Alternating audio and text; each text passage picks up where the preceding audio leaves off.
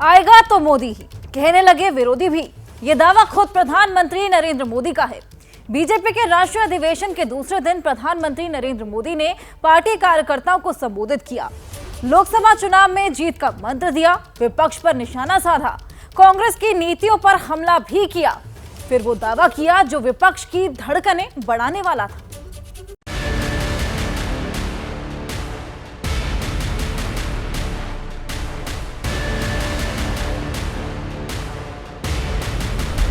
अगले 100 दिन नई ऊर्जा, नया उमंग, नया उत्साह, नया विश्वास,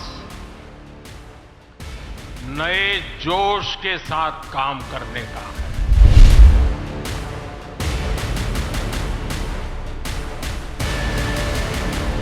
आज विपक्ष के नेता भी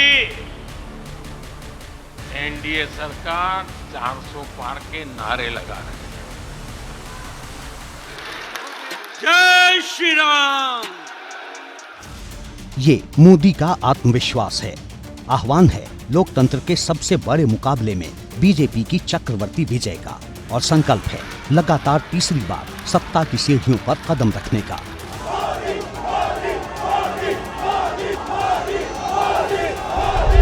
ये तस्वीरें भारत मंडपम में आयोजित बीजेपी के राष्ट्रीय अधिवेशन की हैं, जिसके समापन पर प्रधानमंत्री मोदी कार्यकर्ताओं में जीत का मंत्र फूंक रहे थे।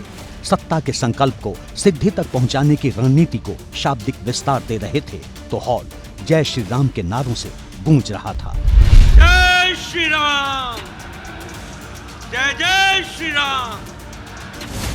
यूं तो पहले से तय है कि बीजेपी की चुनावी रणनीति देश की समृद्धि के संकल्प और सनातन संस्कृति के रास्ते तीसरी बार सत्ता के शिखर तक पहुंचने की है।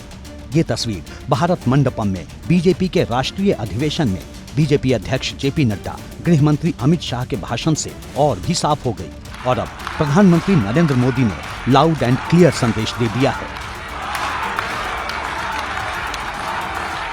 हम राजनीति के लिए नहीं, राष्ट्र नीति के लिए निकले हैं। हम तो छत्रपति शिवाजी महाराज को मानने वाले लोग हैं। जब छत्रपति शिवाजी महाराज का राज्याभिषेक हुआ तो उन्होंने ये नहीं किया कि अब तो छत्रपति बन गए, सत्ता मिल गई तो चलो उसका आनंद लो। उन्होंने अपना मिशन जारी रखा। ऐसे ही उनसे प्रेरणा लेकर के मैं अपने सुख वैभव के लिए जीने वाला व्यक्ति नहीं हूं।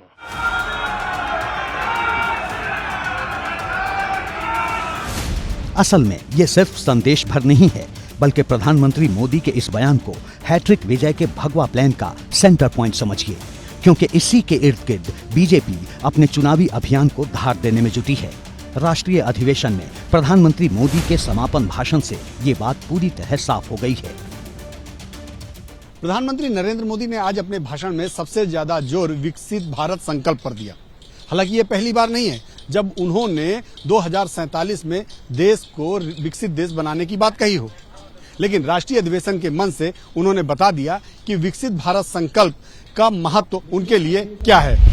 मैं बीजेपी सरकार का तीसरा टर्म सत्ता भोग के लिए नहीं मांग रहा हूं। मैं राष्ट्र का संकल्प लेकर निकला हुआ व्यक्ति हूं। अगर मैं अपने घर की ही चिंता करता तो आज करोड़ों गरीबों के घर नहीं बना पाता। मैं देश के करोड़ों बच्चों के भविष्य के लिए जीता हूं, जागता हूं, जूझता रहता हूं। यानी विकसित भारत संकल्प भगवा राजनीति की चुनावी रणनीति का की पॉइंट होने वाला है, जिसकी पटकथा खुद प्रधानमंत्री मोदी ने लिखी है। प्रधानमंत्री मोदी ने बीजेपी कार्यकर्ताओं को जीत का जो मंत्र दिया, उसमें सबसे ज्यादा जोर विकसित भारत संकल्प पर दिया गया। अयोध्या में राम मंदिर निर्माण, जम्मू कश्मीर से हटाई गई धारा 370, गरीब, युवा, महिलाएं और किसानों का कल्याण, ओबीसी वर्ग का विकास, नॉर्थ ईस्ट के राज्यों का डेवलपमेंट, ऐसे और भी कई मुद्दे और काम जिनका जिक्र पीएम मोदी ने किया। पिछले 10 साल की उपलब्धियां बताई, अगले 5 साल का विजन बताया, फिर दोहराया देश को विकसित बनाने के लिए उनके पास क्या योजनाएं हैं और इस मोर्चे पर विपक्ष कहां खड़ा है। आजादी के बाद वर्षों तक जिन्होंने हमारे देश पर शासन किया, उन्होंने एक व्यवस्था बना दी थी। उस व्यवस्था में कुछ बड़े परिवारों के लोगों को ही सत्ता के केंद्र में रहे, उनके आसपास रहने वाले लोगों को ही राजनीतिक ताकत मिलती रही। अहम पदों पर परिवार के करीबियों को ही आगे बढ़ाया गया। हमने इस व्यवस्था को भी बदल दिया। हमने नए लोगों को मौका दिया कि वो हमारी व्यवस्था का हिस्सा बने और परिणाम ला करके दिखाएं। इससे व्यवस्था में नयापन आया और इसका लोकतांत्रिक स्वरूप कायम रहा। याद कीजिए, पिछले साल G20 सम्मेलन के वक्त इसी भारत मंडपम से प्रधानमंत्री मोदी ने पहली बार तीसरे टर्म में भारत को 5 ट्रिलियन इकोनॉमी बनाने का दावा किया था। अब उसी भारत मंडपम से देश की चुनावी राजनीति के भविष्य पर सबसे बड़ा दावा किया है। आप जानकर के हैरान होंगे, अभी तो चुनाव बाकी है, लेकिन मेरे पास जुलाई, अगस्त, सितंबर के डेट पड़े हुए निमंत्रण दे करके। इसका अर्थ क्या है? इसका अर्थ है कि दुनिया के विभिन्न देश भी बीजेपी की सरकार की वापसी को लेकर पूरी तरह आश्वस्त है। वो भी जानते हैं, दुनिया का हर देश जानता है, दुनिया की हर शक्ति जानती है, आएगा तो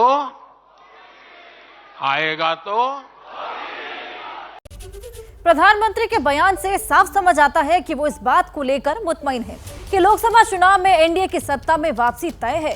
दरअसल 2019 में बीजेपी को कुल 303 सीट पर जीत मिली, जबकि एनडीए के खाते में कुल 352 आई थी।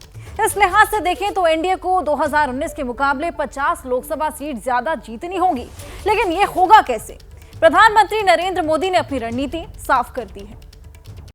हर नए वोटर तक पहुंचना है,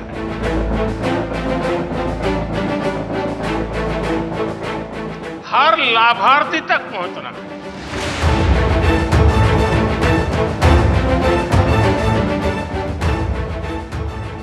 तीसरी बार सत्ता के द्वार तक पहुंचने का सपना कैसे साकार होगा? प्रधानमंत्री नरेंद्र मोदी ने चुनावी रणनीति की लकीर खींच दी है। हमें सबका विश्वास हासिल करना है।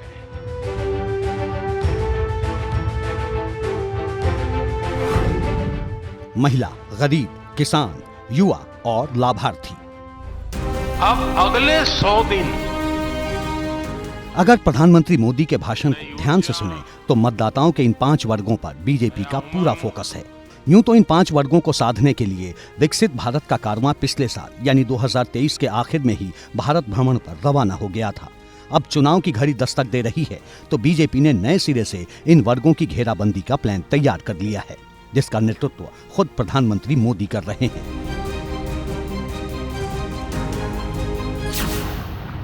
भारत ने आज हर क्षेत्र में जो ऊंचाई हासिल की है, उसने हर देशवासी को एक बड़े संकल्प के साथ जोड़ दिया है। और ये संकल्प है विकसित भारत का। अब देश न छोटे सपने देख सकता है और देश न अब छोटे संकल्प ले सकता है।